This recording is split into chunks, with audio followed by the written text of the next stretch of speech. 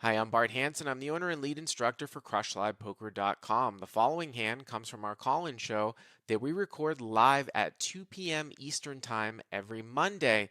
If you enjoy this video, hit that like button, and if you want to submit to be on the show, take a look at the information in the description. Let's start off here with a hand that I found here on the forums that I felt like had some basically, I mean, sort of had some depth to it. So what I'm going to do here is I'm going to do a little copy and paste job over here. And yeah, so let's go through it here. So this is a 2-5 nine-handed game, and Hero is on the button with two black eights. So eight of clubs, eight of spades, $760 effective. The forum thread didn't say where the game was played out of. Villain 1 in the small blind, 155 effective. Fish rebuying for 200 at a time, limping almost every hand. Villain 2 covers the table, seems like a solid player, doing a lot of limping from late position with marginal hands, but raising a reasonable range. So we have that info right here. By the way, I'm trying to do dark mode here. I don't know if that's going to help. People were saying that when they watch the show, basically live, that it can be if you're watching on a smart TV, the whiteness of Microsoft Word can be a little bit distracting. So I'm hoping that this is going to be helping a little bit. So four limps here, and it gets limped to the hero on the button, which I think is the first inflection point here. And the button elects to over limp here with 8-8 on the button. Table was very limp, call happy, and didn't want to bloat the pot. Small blind raises to 25 after off of a $155 stack. Big blind folds, first limper folds, and everybody else calls, and I call. So first little spot here is when you have four limps, are you going to be ISO raising 8-8? I think that 8-8 is probably my cusp here, maybe even 7-7. Depending obviously on stack sizes, we don't know all the stack sizes of all the different, particular players here, but I do think I would raise 8-8, especially with all the junk that people are basically limping in with a lot of times at this level. So I think I would 7-7 maybe is really close. Maybe like I would over limp with something like 6-6. All the pocket pairs below that, but I probably would raise here with 8-8. So I think that that's a sort of a first small mistake, but okay, gets limped around. Small blind makes it 25, and then multiple people call. And Hero, of course, is closing the action on the button and also calls. And we go to the flop here with $125 in the pot. And it's Queen of Diamonds, 10 of Spades, 8 of Hearts. So the Hero flops bottom set here. And the small blind continuation bets here for $50. And it gets folded to the cutoff, who calls. So the cutoff calls, and the hero raises to $140, which I think is totally fine. So small blind bets 50, folds the cutoff, who calls. Hero makes it 140. Usually you're just going to get this in with the small blind here with bottom set. Cutoff could have a queen. I mean, Jack 10 is out there, but there's all kinds of shit that, he very well might call with. So I obviously don't have a problem with that. The small blind here basically calls all in, for less, or he snaps all in for 130. The cutoff tanks for a while and then calls. So this is interesting here because now the pot here is going to be $515 with a little bit of money here on the side. So now we're heads up on the side, which I think also creates a very interesting dynamic because you have to beat the main person, obviously. You have to beat the guy that's all in here. So usually the bluffing frequencies go down a little bit, in these particular spots. So now we're dealing with a pot of $515, and the side pot is $20. It's Queen of Diamonds, 10 of Spades, 8 of Hearts, and now the turn is the King of Diamonds. So Queen, 10, 8, King. And, after we've raised to basically 140, we've got probably a little under 600 left. So dealing with just over a pot size bet left. So now the cutoff leads for $175, which I think is quite interesting. So the cutoff leads here for $175. and the hero calls. Another interesting inflection point here because what is the cutoff leading here with? I mean, once we call the 175, the pot's going to be basically 865, and we're going to have, maybe about 350 to 400-ish left, something like that. Jack 10 was already out there, which was a straight. Ace Jack is kind of a little hidden double gut shot on Queen 10 8. It's a gut shot to a 9, it's a gut shot to a king. The thing that that always interests me about these little spots is that would someone just come out and lead the turn here? Would they really come out and just lead the turn here with the nuts, basically, right? In a spot like this. Yes, they could be playing a slow play, Jack 10, sort of as like a little bit of a stop and go.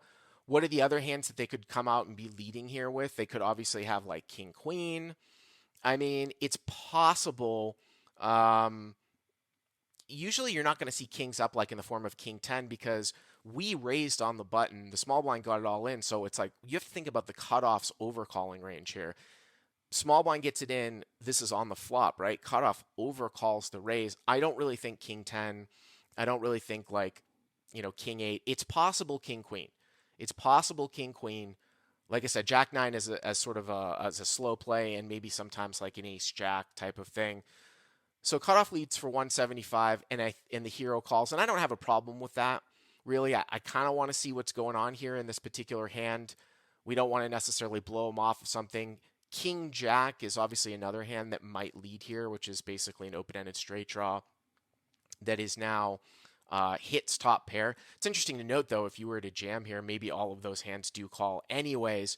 So 175 into 515, I mean, the pot right there is going to be $680.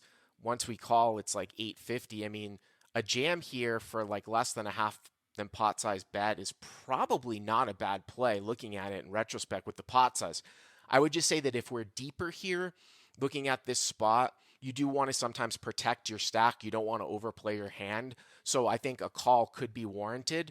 But actually, with these stack sizes, now the more I think about it, when the guy's gonna be getting like 3 or 4 to 1 here, and he's not gonna fold King Queen, and he's not gonna fold King Jack, I don't mind a shove here at all with these stack sizes. But the hero calls, like I said, I mean that's probably more of like the standard type of play, I would say here.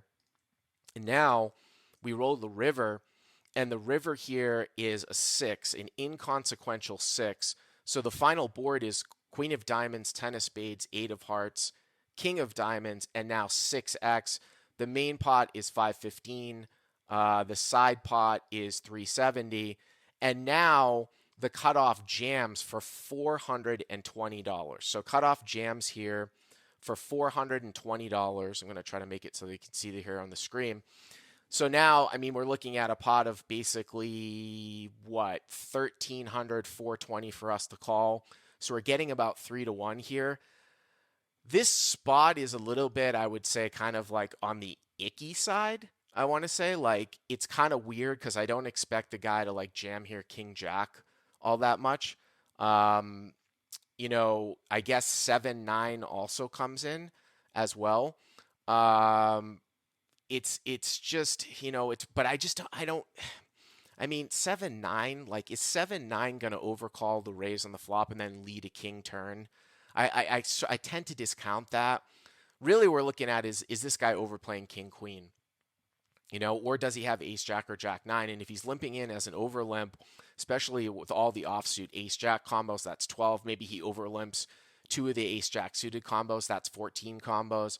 Then you've got a bunch of jack 9 here.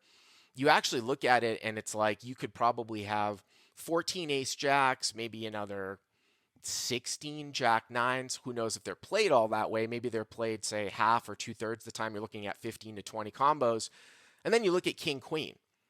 And there's 9 combos of king queen because there's a king and a queen out there. So, you look at that and you're like, well, there's 15 combos. There's 9 combos of king queen. I'm getting basically 3 to 1 from the pot here. I need to be good here basically 1 out of 4 times. The ratio is there, right, of king queens to jack 9s and ace jacks. I just don't like to make huge folds at this level. Again, looking back at this, I think that the turn here is a jam, but I'm just, it's just one of these things where at this level, man, like you make your money value betting these guys to death. If he's going to stop and go Jack 9 here, if he's going to stop and go the nuts on the turn in the form of Ace Jack, he's going to have to show it down to me.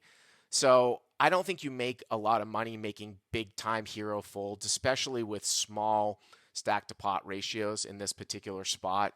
So I think that I would have made the call here in this particular spot. I certainly wouldn't fault a call here. I actually don't know the answer to this hand. I mean, this is not always I'm going to do something like this where I don't know exactly what the hero did and I don't know what the result is, but all that stuff is really irrelevant, right? I mean, I like to give the results if I have them. We like to know. We're just trying to make the best decisions that we possibly can make here. And I'm telling you that I would most likely call in a spot like this. I don't think it's really too big of a deal. Some people in the live chat are saying King 10 again.